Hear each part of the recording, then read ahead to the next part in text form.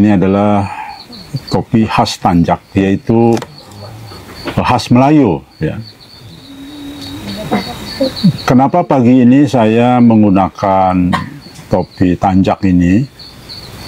Karena ada mubasyirat mimpi yang diterima oleh rekan kita dari Malaysia yang meminta terus saya untuk menggunakan topi Tanjak ini sebagai khas Melayu, karena beliau di dalam mimpinya meminta menyampaikan kepada saya untuk menggunakan topi ini. Termasuk juga pemasangan bendera warna hitam di Bukit Lebah ini juga sesuai dengan mubasyirat sebetulnya. Ini sudah lama, mimpi ini sudah beberapa bulan yang lalu lah, kalau tidak salah 4-6 bulan yang lalu. Namun saya masih mengabaikan, ya belum siap juga sebetulnya. Namun karena sekarang saya sudah siap, maka saya menggunakan topi ini. Jadi mungkin teman-teman merasa aneh nih, tiba-tiba saya pakai gabungan topi ini. Karena memang sekali lagi, ini mengikutilah, mengalir sesuai dengan mimpi yang diterima oleh teman kita dari Malaysia, di mana mimpi itu diminta pesan kepada saya untuk menggunakan topi ini. Mungkin saja ini ada makna bahwa kebangkitan Islam akan muncul dari arah timur. Arah timur itu insya Allah salah satunya dari Indonesia, dan Indonesia bergabung dengan Malaysia dan Brunei. Maka kalau kita satukan 3 negara itu sesungguhnya menjadi negara Melayu sebetulnya. Hampir semua kita gennya gen Melayu. Mungkin saja itu maknanya, saya kurang begitu paham, tapi saya mengikuti saja. Saya kira itu sebagai pengantar awal. Jadi dari sekarang sampai ke depan saya akan terus menggunakan topi ini. Jadi demikian saya kira ya. Saya sendiri juga sebetulnya terpaksa karena tidak biasa, dan saya tidak ingin aneh-aneh sebetulnya. Hanya sekali lagi karena ini saya ngikutin petunjuk saja. Karena saya dan juga teman-teman Majelis Gajah menghormati mimpi-mimpi yang diterima oleh teman-teman sebagai satu kabar gembira, sebagai peringatan dan juga petunjuk. Mungkin ada makna yang kita tidak paham mengapa saya menggunakan topi ini, ya. Baik, saya kira itu. Nah, sebelum itu saya ingin menyampaikan satu filosofi kita, bahwa ada satu hal menarik, poin menarik. Ini seorang doktor di bidang agama dikritisi oleh seseorang yang belum pernah ikut pesantren kilat sekalipun. Saya tidak pernah ikut pesantren, apalagi pesantren yang demikian bertahun-tahun. Pesantren kilat pun selama sekolah saya belum pernah ikut.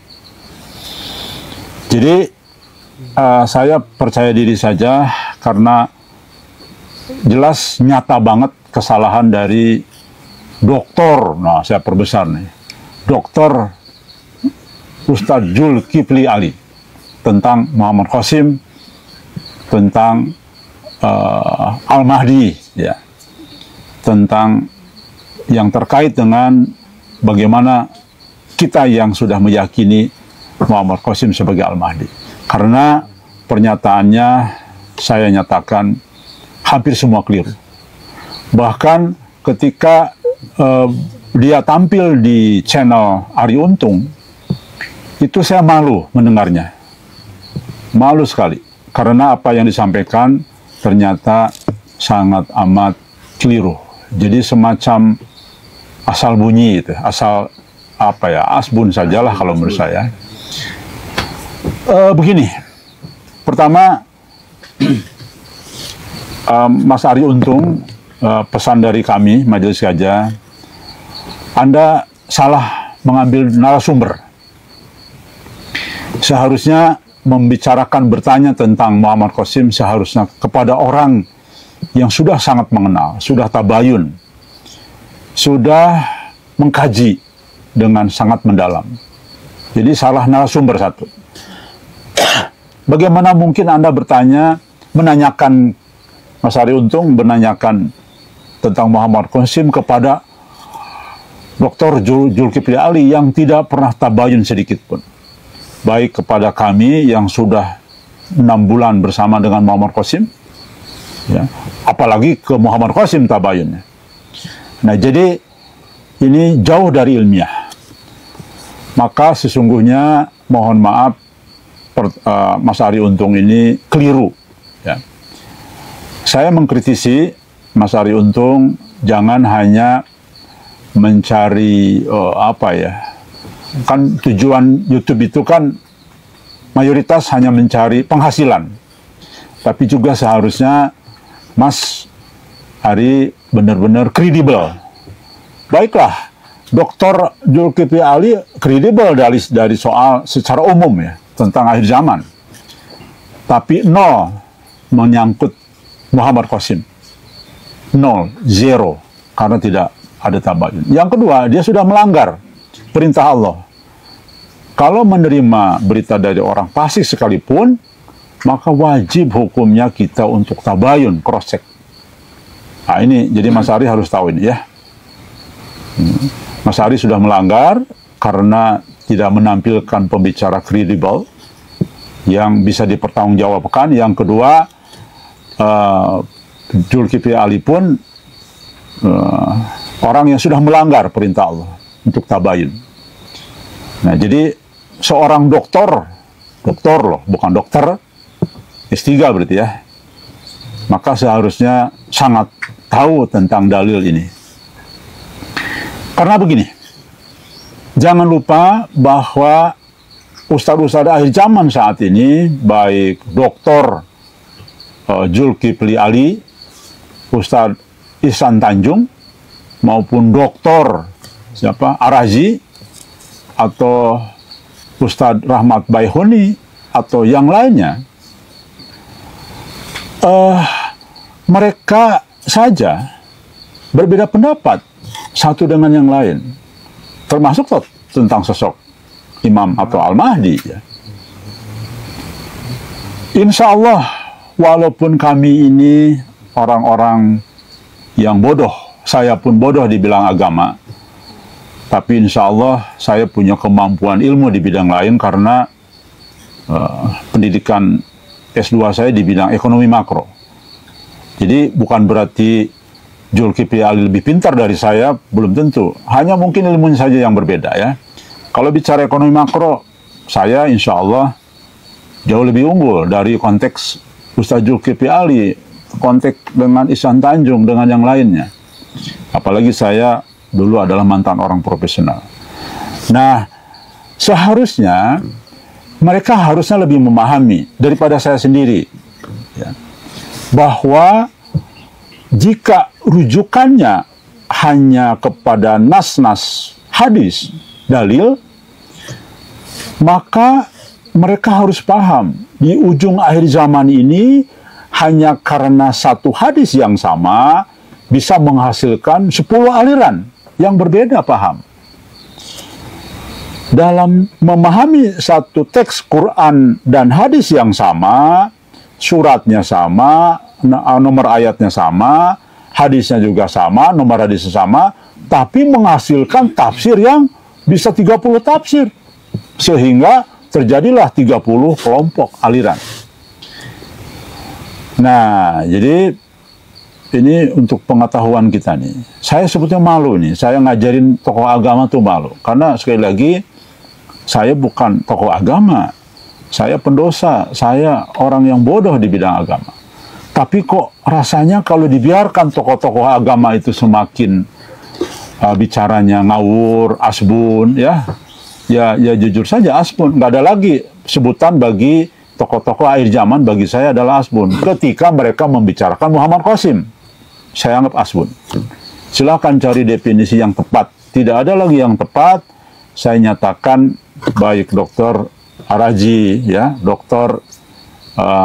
Zulkifli Ali, Ustadz Isa Tanjung, dan Ustadz Rahmat Bahuni, ya, masih mending lah. Ustadz Rahmat Bahuni masih mending karena dia nadanya berprasangka baik. Tapi kalau yang tiga ini, yang banyak membicarakan Muammar Qasim, menurut saya aswun. Karena Anda melanggar tidak tabayun dan sebagainya. Insya Allah, mari pernyataan saya ini garis bawahi. Justru kami mendalami hadis teks seperti Anda semua lakukan. Saya pun juga mendalami teks seperti yang Anda baca. Tapi insya Allah kami jauh lebih sempurna dari pendapat Anda. Mengapa? Karena kami ditambah dengan petunjuk Allah di dalam menafsirkan hadis-hadis tersebut, yaitu melalui mubasyirat. Silahkan ustadz-ustadz tadi yang saya sebut-sebut, bacalah tolong hadis-hadis tentang mubasyirat, tentang akhir zaman atau tentang mimpi yang baik dari Allah. Silahkanlah baca ulang, belajar lagi lah dari awal, ya. Bahwa fungsi dari mimpi yang baik dari Allah itu pertama memberi kabar gembira, yang kedua fungsinya memberi peringatan, yang ketiga sebagai petunjuk. Nah, kami 5 tahun mempelajari ini, ternyata Masya Allah salah satu petunjuknya adalah menafsirkan, memberitahukan tafsir yang sebenarnya yang Allah maksud. Nah, maka dari itulah insya Allah rekaman video ini saya secara khusus akan dimasukin ke flash disk. Kita akan kirim dalam bentuk amplop, dalam bentuk paket ke semua alamat-alamat ustadz-ustadz ini, ya, termasuk ke Mas Ari Untung nih. Saya akan kirim, saya akan perintahkan tim untuk kirim. Tolong rekaman ini didengar oleh mereka, ya. Karena begini, ini sangat penting sekali, ya. Anda berhujah, kami juga berhujah. Justru kami berhujah plus. Satu. Yang kedua, Anda jalur berguru itu apa? Sanadnya mohon maaf jauh. Anda belajar dari ustadz ini, ustadz kiai jauh. Mungkin ada 40 sanad guru. Kalau kami berguru kepada satu sanad saja. Allah dan Nabi Muhammad SAW menyampaikan dalam bentuk mubasyiratnya kepada Al-Mahdi. Al-Mahdi kami menyampaikan kepada kami. Jadi jauh insya Allah lebih sahih. Ya. Dan dengan itulah sekaligus kami akan mengirim surat kepada Anda semua, termasuk saya minta Mas Ari Untung nanti menjadi mediator. Mas Ari Untung silahkan adakan dialog terbuka, ya. Saya akan mengirim surat secara resmi ke Mas Ari Untung untuk menjadi mediator. Silahkan kita dialog dan debat terbuka dengan ustadz-ustadz akhir zaman. Saya siap melawan mereka, saya siap berhadapan dengan mereka, walaupun ngaji saya belum lurus.